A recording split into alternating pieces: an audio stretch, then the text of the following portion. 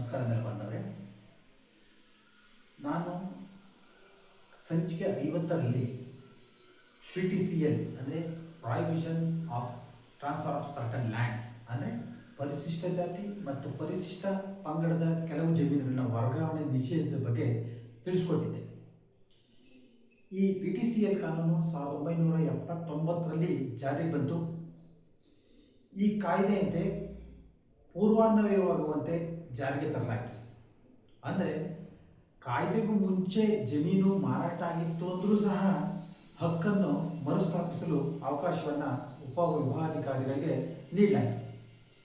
ಇದರಂತೆ ಅನೇಕ ಆದೇಶಗಳಾಗಿದ್ದು ಜಮೀನುಗಳನ್ನು ಮೂರು ಮಂಜೂರುದಾರರಿಗೆ ಹಕ್ಕನ್ನು ಮರುಸ್ಥಾಪಿಸಲಾಗಿದೆ.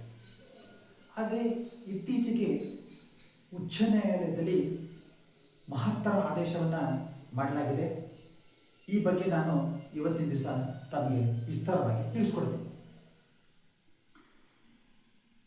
ಯಲಹಂಕ ತಾಲೂಕು ತರಹುಣಸೆ ಗ್ರಾಮದ ಒಂದು ಸರ್ವೆ ನಂಬರ್ನಲ್ಲಿ ಮುನಿಲಕ್ಷ್ಮಮ್ಮ ಮತ್ತು ರಾಜಣ್ಣನವರಿಗೆ ಜಮೀನು ಮಂಜೂರಾಗ್ತದೆ. ಸದರಿ ಜಮೀನನ್ನು 1974ರಲ್ಲಿ ಮಾರಾಟ ಮಾಡ್ತಾರೆ.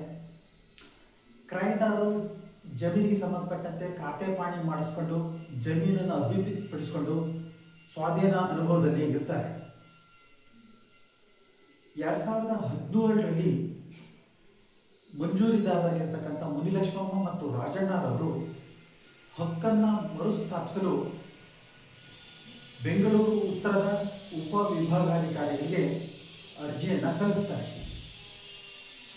ವಿಚಾರಣೆಯನ್ನು ನಡೆಸತಕ್ಕಂಥ ಉಪವಿಭಾಗಾಧಿಕಾರಿಗಳು ಮೂಲ ಮಂಜೂರಿದಾರರ ಹೆಸರಿಗೆ ಹಕ್ಕನ್ನು ಮರುಸ್ಥಾಪಿಸಿ ಆದೇಶ ನೀಡುತ್ತಾರೆ. ಇದರಿಂದ ಕ್ರಯದಾರರಿಗೆ ತೊಂದರೆ ಆಗ್ತದೆ. ಈ ಉಪವಿಭಾಗಾಧಿಕಾರಿಗಳ ಆದೇಶವನ್ನು ಪ್ರಶ್ನಿಸಿ ಬೆಂಗಳೂರು ನಗರ ಜಿಲ್ಲಾಧಿಕಾರಿಗಳಿಗೆ ಕ್ರಯದಾರರು ಮೇಲ್ಮನವಿಯನ್ನು ಸಲ್ಲಿಸ್ತಾರೆ. ಇಲ್ಲಿಯೂ ಸಹ ಸಂಬಂಧಪಟ್ಟಂಥ ಜಿಲ್ಲಾಧಿಕಾರಿಗಳು ವಿಚಾರಣೆ ನಡೆಸಿ ಉಪವಿಭಾಗಾಧಿಕಾರಿಗಳು ಮಾಡಿರ್ತಕ್ಕಂಥ ಆದೇಶ ಸರಿಯಾಗಿದೆ ಅಂತ ಅವರ ಆದೇಶವನ್ನು ಎತ್ತಿ ಹಿಡಿದ್ದಾರೆ. ಇದರಿಂದ ತೊಂದರೆಗೆ ಒಳಗಾಗಿರ್ತಕ್ಕಂಥ ಕ್ರಯದಾರರು ಕಾನೂನು ಪ್ರಕಾರ ಉಚ್ಚ ನ್ಯಾಯಾಲಯದಲ್ಲಿ ಮೇಲ್ಮನವಿಯನ್ನು ಸಲ್ಲಿಸ್ತಾರೆ.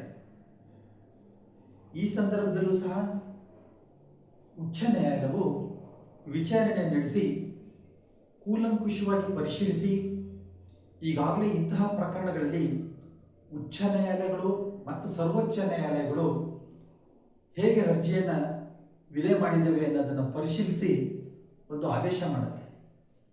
ಈ ಆದೇಶದ ಪ್ರಕಾರ 1974ರಲ್ಲಿ ಮೂಲ ಮಂಜೂರಿದಾರರು ಜಮೀನನ್ನು ಮಾರಾಟ ಮಾಡಿದ್ದಾರೆ. 1979ರಲ್ಲಿ PTCL ಕಾಯ್ದೆ ಜಾರಿಗೆ ಬಂದಿದೆ. ಅಂದರೆ ಮಾರಾಟವಾಗಿ 43 ವರ್ಷಗಳ ನಂತರ ಹಾಗೂ PTCL ಕಾಯ್ದೆ ಬಂದು 37 ವರ್ಷಗಳ ನಂತರ ಅರ್ಜಿಯನ್ನು ತುಂಬ ವಿಳಂಬವಾಗಿ ಸಲ್ಲಿಸಿದ್ದಾರೆ.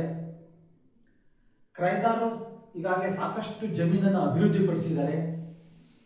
ಅದು ಅಲ್ಲದೆ ಇಂತಹ ಪ್ರಕರಣಗಳಲ್ಲಿ ಉಚ್ಚ ನ್ಯಾಯಾಲಯಗಳು ಮತ್ತು ಸರ್ವೋಚ್ಚ ನ್ಯಾಯಾಲಯ ಕ್ರಯದಾರರ ಪರವಾಗಿ ಆದೇಶವನ್ನು ನೀಡಲಾಗಿರುತ್ತದೆ.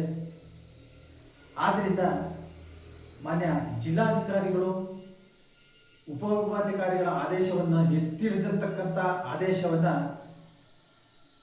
ಎತ್ತಿ ಹಿಡಿದಿರುವುದು ತಪ್ಪು ಎಂದು ಮಾನ್ಯ ಜಿಲ್ಲಾಧಿಕಾರಿಗಳ ಆದೇಶವನ್ನು ರದ್ದು ಮಾಡಿದೆ. ಸದರಿ ಆದೇಶದ ವಿರುದ್ಧ ಮೇಲ್ಮನವಿಯನ್ನು ಸಲ್ಲಿಸಲು ಅವಕಾಶ ಇರುತ್ತೆ. ಈ ಬಗ್ಗೆ ಮುಂದೆ ಏನಾಗುತ್ತೆ ಅನ್ನೋದ್ರ ಬಗ್ಗೆ ಕಾದು ನೋಡೋಣ. ನೆಲಮಾಪನಕ್ಕೆ ಸಂಬಂಧಪಟ್ಟಂಥ ಎಲ್ಲ ವಿಡಿಯೋಗಳು ಫೇಸ್ಬುಕ್, ಥ್ರೆಡ್, ಯೂಟ್ಯೂಬ್ ಹಾಗೂ ಇನ್ಸ್ಟಾಗ್ರಾಮ್ನಲ್ಲಿ ಲಭ್ಯವಿದ್ದು ತಾವು ನೆಲಮಾಪನ ಎಂದು ಸಬ್ಸ್ಕ್ರೈಬ್ ಆಗಿ ವೀಕ್ಷಿಸಬಹುದಾಗಿದೆ. ನಮಸ್ಕಾರ.